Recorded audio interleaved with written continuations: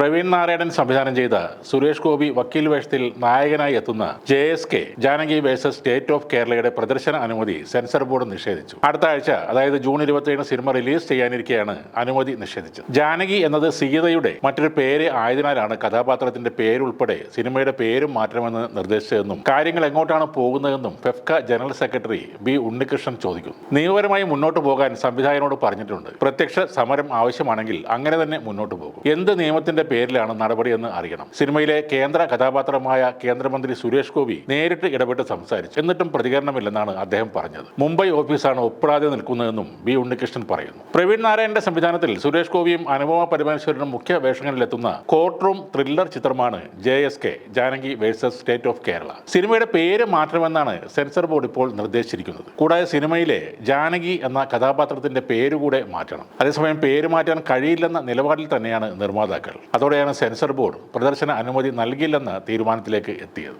ചിത്രത്തിന്റെ സർട്ടിഫിക്കേഷൻ നേരത്തെ പൂർത്തിയായിരുന്നു. UA 13+ rating ആയിരുന്നു സിനിമയ്ക്ക് നൽകിയത്. ഈ ചിത്രത്തിന് ഒരു കട്ട് പോലുമില്ലാതെ മികച്ച അഭിപ്രായമാണ് സെൻസർ ബോർഡ് നൽകിയത്. എന്നാൽ സീതയുടെ പര്യായമായ ജാനകി എന്ന പേരിൽ സെൻസർ ബോർഡിന് ബാധ കയറുകയായിരുന്നു. ചിത്രത്തിന്റെ പ്രദർശനാനുമതി നിഷേധിച്ചതായി സംവിധായകൻ പ്രവീൺ നാരായണനും ഫേസ്ബുക്ക് പോസ്റ്റിലൂടെ അറിയിച്ചിരുന്നു. ജസ്റ്റിസ് ഫോർ ജാനകി എന്ന ഹാഷ്ടാഗും സംവിധായകൻ ആ പോസ്റ്റിനൊപ്പം കൂട്ടിച്ചേർത്തിരുന്നു. BJPയുടെ നേതാവും MP-യും സർവോപരി കേന്ദ്ര സഹമന്ത്രിയുമായ സുരേഷ് ഗോപിയാണ് ഈ സിനിമയിലെ നായകൻ. ആ സിനിമയിൽ ജാനകി എന്ന പേരിൽ ഒരു കഥാപാത്രമുണ്ട്. ആ ചിത്രത്തിലെ ജാനകി എന്ന യുവതി അതിക്രമങ്ങളുടെ ഇരയാണ്. എന്നാൽ ജാനകി എന്നത് സീതാദേവിയുടെ പര്യായമാണ്. ജനക മഹാരാജാവിന്റെ മകളായ സീതയ്ക്ക് ജാനകി എന്നൊരു പേരുമുണ്ട്. അതുകൊണ്ട് അത് മതവികാരങ്ങളെ ബാധിക്കുമെന്നാണ് സെൻസർ ബോർഡിന്റെ പുതിയ കണ്ടെത്തൽ. ഭരണത്തിൽ ഇരിക്കുന്ന പാർട്ടികളുടെ അനുയായികൾക്കും ഇഷ്ടക്കാർക്കും ഫ്രീ ആയി സിനിമകൾ കാണാനും പ്രൗഢി കാണിക്കാനുമുള്ള ഒരു ഏർപ്പാട് മാത്രമാണ് സെൻസർ ബോർഡ് എന്നുള്ളത്. സിനിമയെ പറ്റി കാര്യമായ വിവരമുള്ളവർ ഈ ബോർഡിൽ സാധാരണ കുറവാണ്. നേരത്തെ എമ്പുരാൻ എന്ന ചിത്രത്തിന് സെൻസർ ബോർഡ് അനുമതി കൊടുത്തിരുന്നു. പിന്നീടാണ് ഹിന്ദുക്കളെ അപമാനിക്കുന്നു എന്ന സംഘപരിവാറിന്റെ മുറവിളി കാരണം ചിത്രത്തിലെ കുറെ ഭാഗങ്ങൾ മുറിച്ചു നീക്കിയത്. എന്നാൽ കാണാനുള്ളവരൊക്കെ ആ ഭാഗങ്ങളടക്കം നേരത്തെ കാണുകയും ചെയ്തിരുന്നു. ഭയങ്കരമായ രീതിയിൽ വയലൻസ് ഉള്ള